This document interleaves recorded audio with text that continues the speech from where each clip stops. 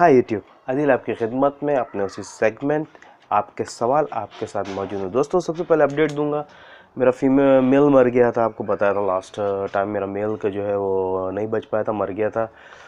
तो आपको बताया भी था कि फ़ीमेल जो थी प्रेग्नेंट थी और फीमेल ने जो है वो 6 लिटिल बेबीज़ दिए हैं। आपको दिख रहे होंगे 6 लिटिल बेबीज़ हैं। आज ये बेबीज़ जो हैं ये 14 दिन के हो चुके हैं। मैंने आज ही नेस्ट बॉक्स हटाया है ताकि विदाउट नेस्ट बॉक्स इनके पास स्पेस आए और ताकि ये घूमे फिरें। तो ये थी स्पेशल अपडेट। मुझे जाते जाते जो है वो अपनी नस्ल दे गया है और अब इन्हीं से मैंने फ्यूचर में ब्रीडर बनाने हैं बड़े। और तो दोस्तों आते हैं अपने सेगमेंट की तरफ, आपके सवालों की तरफ। दोस्तों सवाल मेरे पास मौजूद हैं। पहला सवाल लेता हूं। सैयद वहाबुद्दीन की तरफ से मेरे पास सवाल है। वहाबुद्दीन का सवाल जो है, रैबिट की एज लिमिट क्या होती है और उससे कब तक ब्रीड ले सकते हैं। रैबिट की एज लिमिट के बारे में बात जो की जाए, ये डिफरेंट नस्ल की खरगोश की डिफरेंट एज लिमिट होती है, लेकिन मिनिमम अगर एक मार्क रखा जाए तो मार्क जो लिमिट में रखा जाता है वो लिखा जाता है 8 साल की। मतलब 8 से 10 साल तक की खरगोश की ज़िंदगी होती है। एक बात तो ये हो गई कि 8 से 10 साल की खरगोश की ज़िंदगी।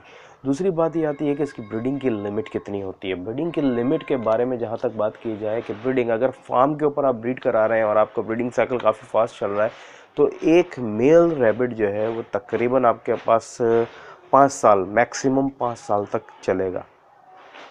और अगर आप मेरे जैसे सेटअप में चल रहे हैं तो मेरे जैसे सेटअप में तकरीबन 7 से 8 साल तक चलता है।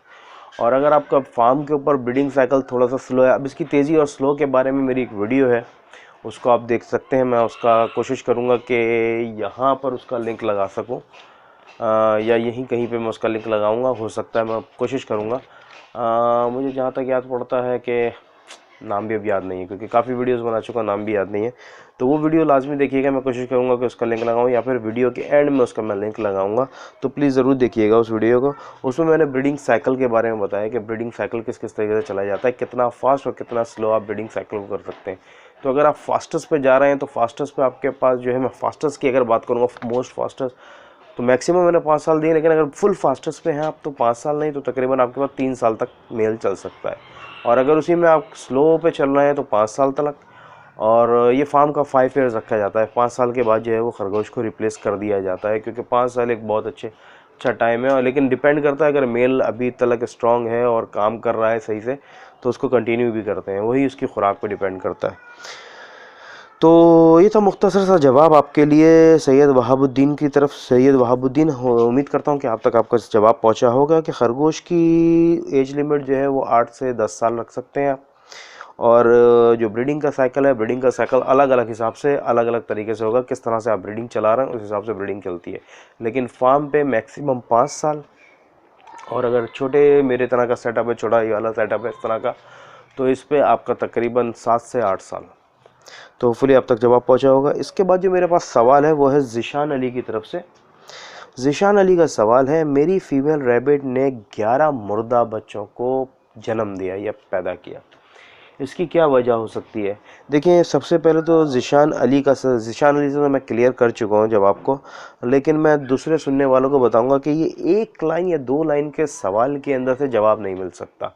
मैं अगर आपसे पूछूंगा क्या वजह है तो आप भी नहीं बता सकते, मुझे उसके लिए पूरी डिटेल्स चाहिए होती है। डिटेल्स का मतलब क्या दे रहे थे, क्या नहीं दे रहे थे, मादा कैसी थी, मेल कैसा था, मेल कौन सी नस्ल का था, फीमेल कौन सी नस्ल की थी, फिर आपने ब्रीड कराते वक्त आपने कितने फॉल ऑफ कराए। दूसरी चीज़ ये होती है कि आपने जब वो प्रेग्नेंट हुई है तो उसके बाद क्या खुराक रखी, क्योंकि खुराक बड़ी मेन होती है। मुझे जो ज़िशान अली की तरफ से दिखा, ज़िशान अली से जो मेरी बात हुई, उन्होंने मुझे सारी बातें बताई। उन्होंने मेल भी दिखाया, फीमेल भी दिखाया, अपना मुझे मेल के बारे में बताया, फीमेल के बारे में बताया, हर चीज़ के बारे में उन्होंने मुझे क्लियर किया। मुझे जहाँ दिखा ना, मुझे दिखा ये जो मिनरल मिक्सचर हम लोग देते हैं ना, मिनरल मिक्सचर, ये प्रेग्नेंट फीमेल को प्लीज़ ना दिया जाए। क्यों? क्योंकि उससे ये प्रॉब्लम आने का ख़तरा होता है। इस बात की लॉजिक ये है कि मिनरल मिक्सचर जब आप फीमेल को दे रहे होते हैं ना, वो फीमेल जो प्रेग्नेंट हो उसको आप मिनरल मिक्सचर दे रहे होते हैं, इसको प्रोटीन ज़्यादा दीजिए, वो अच्छा रहेगा। लेकिन मिनरल मिक्सचर्स और ये और वो तुम्हें केमिकल ना दीजिए, इससे ये होता है, नुकसान ही होता है। कि अमूमन देखा गया, हमारे पास भी फार्म के ऊपर ये आया तो हम लोगों ने ख़ुद इस चीज़ को ख़त्म किया है इसी वजह से कि मिनरल मिक्सचर देने की वजह से माँ के पेट के अंदर बच्चों की ग्रोथ ज़्यादा हो जाती है। ग्रोथ ज़्यादा होने की वजह से बच्चों का साइज़ जो होता है वो बड़ा हो जाता है। जब बच्चों का साइज़ बड़ा हो जाएगा तो माँ के लिए डिलीवरी करना बहुत मुश्किल हो जाता है। तो इस वजह से ये प्रॉब्लम आने के बहुत ज़्यादा चांसेस होते हैं कि बच्चे का साइज़ बड़ा हो गया। तो फीमेल बास टाइम पे ये होता है कि जो फीमेल तकरीबन 32 का मार्क है, जैसे फीमेल का कि 32 डेज़ पे वो बच्चे दे देती है, डिलीवर कर देती है, लेकिन वो फीमेल 34 और 35 और 36 डेज़ तक चली जाती है और उसके बाद जब वो बच्चे देती है तो या तो बच्चे मुर्दा होते हैं या फिर मादा मर जाती है बच्चे देते हुए। तो ये सिचुएशन बहुत ख़तरनाक होती है। तो मैं आप लोगों को सबको ये प्रेफर करूँगा कि जिस टाइम पे फीमेल प्रेग्नेंट है उस टाइम पे सिर्फ नेचुरल फूड दीजिए, सिर्फ नेचुरल जो भी आपने देना है। अगर आपने बच्चों को हेल्थी या ग्रो कराना है तो नेचुरल के ज़रिए कीजिए। ये केमिकल्स ना दीजिए, मिनरल मिक्सचर और विटामिन्स और ये और वो इस किस्म की चीज़ों से ज़रा अवॉइड कीजिए इस टाइम पे, क्योंकि आप कर तो अच्छे के लिए रहे हैं लेकिन कुछ नहीं पता कि वो गलत ना हो जाए। अगर बच्चे बहुत ज़्यादा ग्रो कर गए अंदर पेट के उसके, तो उसके लिए देना मुश्किल हो जाएगा। जैसे इस सीन के अंदर 11 बच्चे हैं उसके पेट के अंदर। अब इसके अंदर अगर हर बच्चे ने जो है वो टोटल, मैं ज़्यादा नहीं बोलता, अगर 1-1 ग्राम या 1.5 ग्राम वेट एक्स्ट्रा गेन कर लिया तो 11 के बचने का नामुमकिन है चांस, क्योंकि 11 बेबीज़ हैं। अगर यही बेबीज़ उसके पेट में होते, 3, 4 या 5 बेबीज़ होते, तो बेबीज़ का साइज़ भी बड़ा हो जाता, तो उसके लिए आसानी थी, वो डिलीवरी भी करती, बच्चों को भी कुछ ना होता। लेकिन 11 बेबीज़ उसके पेट के अंदर और उस पर उसको मिनरल मिक्सचर मिल रहा है, तो अगर बच्चों ने ज़्यादा गेन कर लिया तो वो आपस के अंदर जगह ख़त्म हो गई उनकी, तो उनके सर्वाइवल चांसेस ख़त्म हो जाते हैं, दम घुट के मर जाते हैं एक दूसरे से। मतलब आप खुद समझ सकते हैं कि जगह ख़त्म हो गई, जगह नहीं है अंदर एक्सपेंड होने की, तो बच्चे मर जाएंगे। तो हमारे पोस्टमार्टम के अंदर ये रिपोर्ट देखने में आई है कि ये मिनरल मिक्सचर की वजह से या विटामिन्स की वजह से या किसी भी किस्म के दूसरे किस्म के केमिकल्स की वजह से ये वो होता है। और ये ज़्यादातर प्रॉब्लम जो आती है उस मादा के ऊपर आती है जिस मादा के लिटर साइज़, मतलब जिसके बच्चे जो हैं वो तकरीबन 9 से ऊपर जो बच्चे दे रही है ना, उसके अंदर ये प्रॉब्लम आने का ख़तरा होता है कि अगर आपने उसको एक्स्ट्रा फीड। ये याद रखिए कि डिलीवरी के टाइम पे फीड का बड़ा कंट्रोल रखिए फीमेल के साथ, क्योंकि आपको नहीं पता कि पेट में कितने बच्चे चल रहे हैं। हम लोगों का भी होता है। अब इसने 6 बच्चे दिए, ये 3 दफ़ा बच्चे दे चुकी है इससे पहले, और 3 दफ़ा से इसका जो टारगेट चल रहा है वो 2 बच्चे 3 बच्चे, 2 बच्चे 3 बच्चे, 2 बच्चे 3 बच्चे। इस दफ़ा इसने 6 दिए हैं, तो मुझे भी नहीं पता कि कितने होंगे इसके पेट के अंदर। हम हाथ लगा के गिन नहीं सकते कि कितने। तो उसके लिए बेहतरीन हल ये होता है कि डाइट को कंट्रोल में रखा हुआ है, दे रहे हैं, अच्छी डाइट दे रहे हैं उसको, लेकिन फिर भी ज़्यादा ओवर नहीं कर रहा है कि कुछ ज़्यादा वो ना हो जाए। इस बात को मैं आपको फुल क्लियर नहीं कर सकता, ये सिर्फ समझने वाली बात है कि आपको नहीं पता कि उसके पेट के अंदर कितने बच्चे हैं, और आप उसको एक्स्ट्रा फीड या एक्स्ट्रा केमिकल या एक्स्ट्रा प्रोटीन, एक्स्ट्रा मतलब प्रोटीन दीजिए, लेकिन प्रोटीन भी कंट्रोल में दीजिए। हर चीज़ लिमिट के अंदर अच्छी लगती है, लिमिट से एक्सीड जो भी चीज़ होगी वो ख़तरनाक हो जाएगी। और बस मैं यही कहना चाहूँगा कि इस स्टेज के अंदर जब ये प्रेग्नेंट है उस टाइम पे केमिकल्स को ना दीजिए, क्योंकि केमिकल एक्स्ट्रा ऑर्डिनरी बूस्ट मार देता है इस टाइम पे। और ये एक्स्ट्रा ऑर्डिनरी बूस्ट जो है, अगर उसके पेट के अंदर 10 या 11 या 12 बच्चे हैं तो उसके लिए ख़तरनाक होगा, उसके लिए भी और बच्चों के लिए भी। तो ज़िशान अली का जो मैंने जो बात सुनी थी उसके अंदर मुझे यही चीज़ दिखी थी कि ये एक प्रॉब्लम दिख रही है। तो उनसे मैंने कहा है फ्यूचर में ये चीज़ ना कीजिए और फिर बाद में चेक कीजिए, क्योंकि हमारे पास ये आ चुका है। तो होपफुली ज़िशान अली को भी जवाब मिला होगा और तमाम दोस्त जो मौजूद हैं उनको भी ये जवाब पहुँचा होगा। इसके बाद मेरे पास जो सवाल है वो है हसन रज़ा की तरफ से। हसन रज़ा का सवाल है, ये सवाल मुझे लेना पड़ा है क्योंकि ये अजीब सा सवाल है, इसमें मुझे थोड़ा सा आप लोगों के ऊपर तनकीद भी करनी है, सॉरी। हाँ, आशियाना रैबिट फार्म का पानी का निज़ाम मिट्टी के बर्तन में है, इस बारे में आपका क्या ख्याल है या क्या कहना है? देखिए, मैं आशियाना रैबिट फार्म या और कोई रैबिट फार्म और जो कोई रैबिट का फार्म मुझे इस वक्त याद नहीं आ रहा है और भी नाम। एक तो हसन रज़ा साहब जो हैं ये पाकिस्तान से हैं, इन्होंने बात की है इंडिया के आशियाना रैबिट फार्म की। आशियाना रैबिट फार्म को मैंने ख़ुद ब्राउज़ किया हुआ है, मैंने देखा हुआ है, ठीक है। लेकिन मैं किसी और के बारे में कोई बात नहीं कहना चाहता, ना ही मैं उनके सिस्टम को गलत कहना चाहता हूँ। उनकी एक अपनी सोच, उनकी एक अपनी थिंकिंग, उनकी एक अपना सिस्टम है और उनका एक अपना चलने का तरीका है। उन्होंने किस हिसाब से किया हुआ, किस हिसाब से नहीं किया हुआ। मैं बात करता हूँ लॉजिक पे, मेरे पास लॉजिकल दलील है इसकी। मैं उनके ऊपर नहीं कहना चाहता, मुझे माजरत चाहिए कि अगर आशियाना रैबिट फार्म मेरे वीडियो को देख रहे हैं तो आई एम सॉरी, मैं आपके बारे में नहीं कहना चाहता, ये मैं अपनी लॉजिक और अपने तरीके से एक बात कहना चाहता हूँ। मैं किसी के ऊपर कोई ब्लेम नहीं, कोई तरीका नहीं। और हसन रज़ा साहब को भी मैं यही बात कहूँगा कि किसी का किसी से कंपेयर ना कीजिए। उनका एक अपना सिस्टम है, अपना निज़ाम है, उनकी एक अपनी सोच है, वो अपना तरीक़ाकार है, उनकी एक अपनी रिसर्च है। मेरा एक अपना सिस्टम, मेरा अपना सोच, मेरी अपनी एक रिसर्च है, मेरा अपना एक निज़ाम है जिसमें मैं हैप्पी हूँ। सबसे पहली चीज़ मैं आपको ये बता दूं कि आशियाना को हटा दीजिए इस वक्त के बर्तनों में पानी पिलाना। बर्तनों में पानी पिलाने के लिए जो दोस्त बर्तनों में पानी पिलाते हैं वो ये जानते होंगे कि बर्तन में पानी पिलाने में उनको तकरीबन 24 घंटे में कोई 5 या 6 दफ़ा, नहीं 4 तो लाजमी है, मतलब 4, 5 या 6 दफ़ा पानी उन्होंने आके चेंज करना है। क्योंकि खरगोश जो है वो प्याली के अंदर पेशाब ज़रूर करेगा, पानी वाली में गंदी भी करेगा, उसके अंदर पॉटी भी करेगा। आपने आना है, प्याली का पानी फेंकना है, साफ़ करना है, फिर डालना है। ये काम आपने दिन में तकरीबन 3-4 दफ़ा, 4 दफ़ा, 5 दफ़ा, 6 दफ़ा करना है। मेरा सिस्टम क्या होता है, मैं आपको, आजकल मेरी मसरूफियत ज़्यादा चल रही है, मैं अपने हिसाब से बात करूँगा जो मैं इस वक्त चल रहा हूँ। आजकल मेरी मसरूफियत ज़्यादा चल रही है। 24 आवर्स में मैं सिर्फ एक दफ़ा आता हूँ।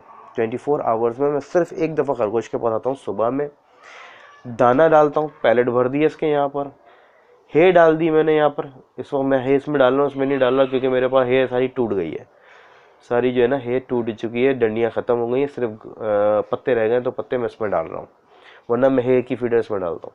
हे डाली मैंने, पैलेट डाला, that's all, my work is finish. और कोई काम नहीं करना मैंने, सॉरी, और कोई काम मैंने नहीं करना। सिर्फ आना है, खरगोश की हालत देखनी है, खरगोश की हालात देखने, सब कुछ सेट है, एवरीथिंग फाइन। मुश्किल से मुझे लगते हैं 5 मिनट भी बहुत मुश्किल से लगते हैं। 5 मिनट में मेरा काम ख़त्म, मैं निकला, मैं अपने वर्क पे चला गया। मुझे पानी नहीं चेंज करना पड़ता, मुझे सिर्फ आके सिर्फ एक चीज़ का ख्याल करना होता है पानी में। मैं आता हूँ, मैं वहाँ से लेके यहाँ तक की लाइन चेक करता हूँ। ये मेरे पास एंडिंग का कोना तक है, एंडिंग के कोने तक मैं चेक करता हूँ कोई बबल ना हो, क्योंकि अगर बबल होगा तो इससे पानी नहीं आएगा। पानी आ रहा है तो लाजमी लाइन में एक दफ़ा सिर्फ चेक करता हूँ कोई बबल तो नहीं। अगर बबल है तो इसका ये वाला हिस्सा मैं निकाल दूंगा बाहर, तो पानी यहाँ से बाहर निकलेगा और बबल इसके ज़रिए बाहर आ जाएगा। जैसे ही बबल बाहर आएगा मैं वापस इसको लगा दूंगा।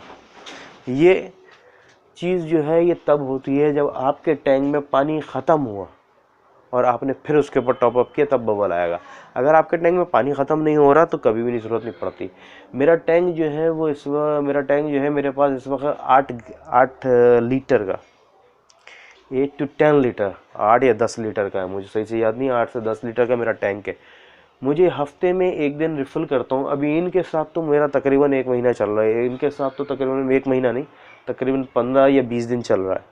लेकिन अगर मेरे पास सारे जानवर हों, सारे खरगोश हों मौजूद, तो मेरा हफ्ते में एक दफ़ा मुझे रिफ़िल करना होता है। सिर्फ आता हूँ, मैं पाइप उठाता हूँ, टैप पाइप रखा हुआ है, टैप पाइप उसके साथ पाइप के साथ जोड़ता हूँ और टंकी फुल हो जाती है और पाइप निकाल दिया, ख़त्म। ये हफ्ते में एक दिन। मुझे बार बार आके प्याली नहीं धोनी पड़ती, कुछ नहीं करना पड़ता। पानी यहाँ से लेते हैं, पानी को ये गंदा नहीं कर सकते, ये कुछ नहीं कर सकते, इन्होंने जितना पीना है पीना है। बच्चे होते हैं तो मैं इस पाइप को नीचे कर देता हूँ। आपको दिख रहा है ये तकरीबन 7 से 8 इंच का डिफरेंस है, 7 से 8 इंच का डिफरेंस है खाली ये। जब बच्चे आ जाते हैं, जैसे बच्चे आए हुए इस वक्त, तो मैंने इसके पाइप का साइज़ नीचे कर दिया है। अदरवाइज़ फीमेल के लिए पाइप ऊपर होता है खाली, लेकिन अभी फीमेल नीचे करूँ या ऊपर करूँ वो पीना जानती है, वो बड़ी है, वो जानती है किस तरह से पीना है, किस तरह से नहीं पीना, तो नीचे पाइप पे भी पी लेगी। लेकिन बच्चों के लिए आसानी है कि वो खड़े हुए और वो यहाँ तक पहुँच गए और पाइप से उन्होंने पीना शुरू कर दिया। ये आहिस्ता आहिस्ता फीमेल उनको सिखाएगी, मुझे सिखाने की ज़रूरत नहीं है। अभी वो माँ के दूध पे चल रहे हैं, उनको पानी की इतनी ज़्यादा नीड नहीं है। लेकिन तकरीबन 22वें दिन से उनको पानी की ज़रूरत छूना शुरू हो जाएगी। तब के लिए टैब ये नीचे हुआ है, वो खुद इससे पानी पीना सीख लेंगे, क्योंकि माँ को देख देख के वो सीख जाएंगे।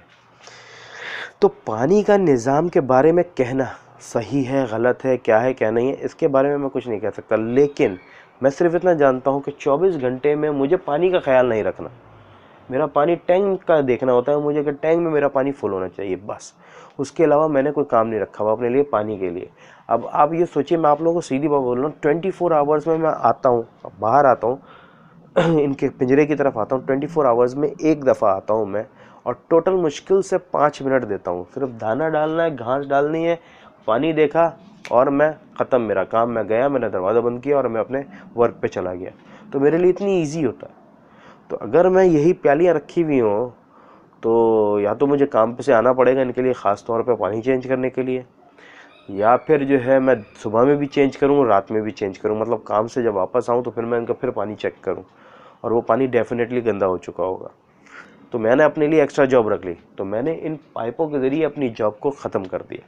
तो निपल सिस्टम मैं ये बोलूँगा मॉडर्न निपल सिस्टम है आजकल की दुनिया में हर जगह पे भी, चाहे गाय का फार्म हो, चाहे बकरों का फार्म हो, चाहे वो मुर्गियों का फार्म हो, चाहे किसी भी किस्म के जानवरों का फार्म जो है उसके ऊपर निपल सिस्टम सक्सेसफुल जा रहा है, क्योंकि निपल सिस्टम ने आपकी काम को कम कर दिया है।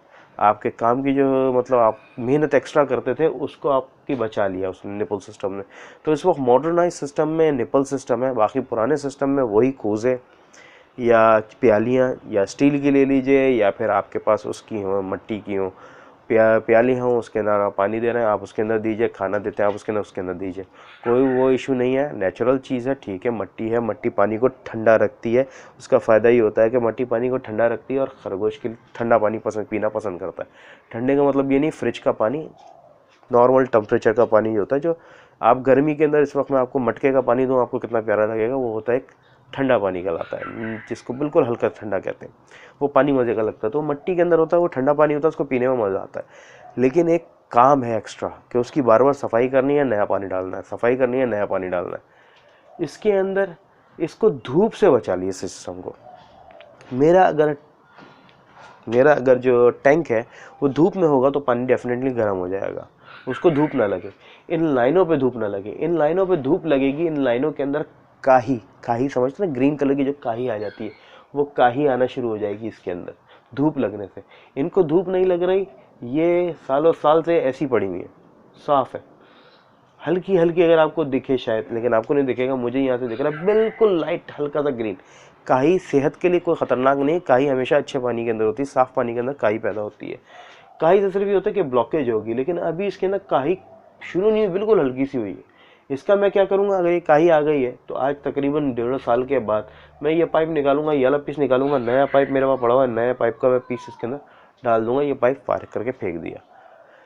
धूप लगेगी तो पानी इसका गर्म होगा, धूप लगेगी टैंक पे पाइप में तो पाइप पे काही आएगी और पानी गर्म होगा, निपल पे तो निपल गर्म होगा। तो इन पे धूप नहीं लग रही तो आपको कोई ख़तरे की बात नहीं है। और जितने फार्म मैंने देखे हैं इस फार्म जो बनते हैं वो फार्म बनते हैं शेड के अंदर, शेड के अंदर आपके धूप नहीं लग रही, धूप नहीं लग रही तो आप पानी का टैंक रखिए और निपल सिस्टम के ज़रिए पानी दे सकते हैं, कम से कम काम। लेकिन अगर आप ज़्यादा काम करना चाहें और आप चाहते हैं कि नहीं मैं उसके के अंदर दूँ तो मोस्ट वेलकम, वो भी बुरा तरीका नहीं है।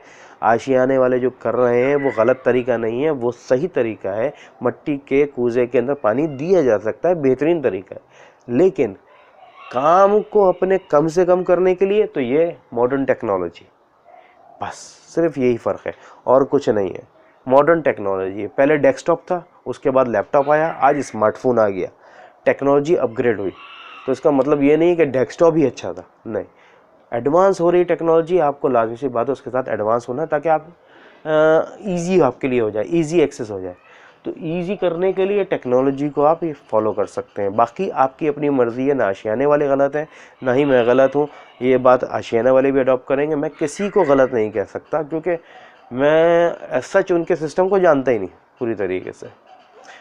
तो दोस्तों हसन रज़ा साहब, उम्मीद करता हूँ कि आपको डिटेल्स में जवाब मिला होगा और मैंने पूरी कोशिश की है कि आपको ये जवाब क्लियर कर सकूँ। और अगली दफ़ा इस बात का सब ख्याल रखें कि किसी को किसी से कंपेयर ना करें।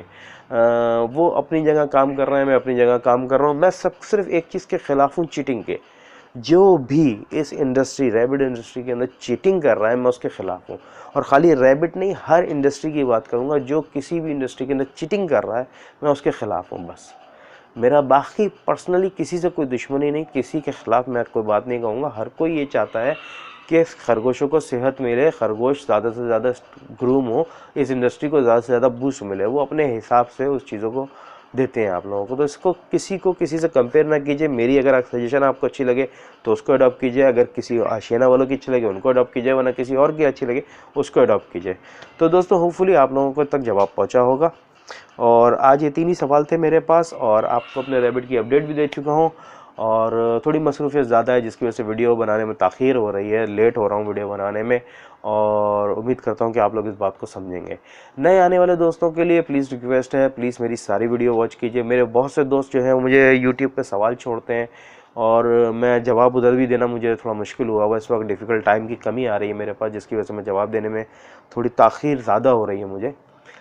तो उनके लिए भी मेरी रिक्वेस्ट है कि मेरे जवाब का इंतज़ार ना कीजिए, क्योंकि मुझे आया हुआ तो सर जवाब दीजिए, जवाब दीजिए, जवाब दीजिए, जवाब दीजिए, जवाब दीजिए, तकरीबन 4-5 मैसेज किए होते हैं जवाब दीजिए, जवाब दीजिए। और एक ही सवाल को जो है 4 से 5 दफ़ा रिपीट किया होता है।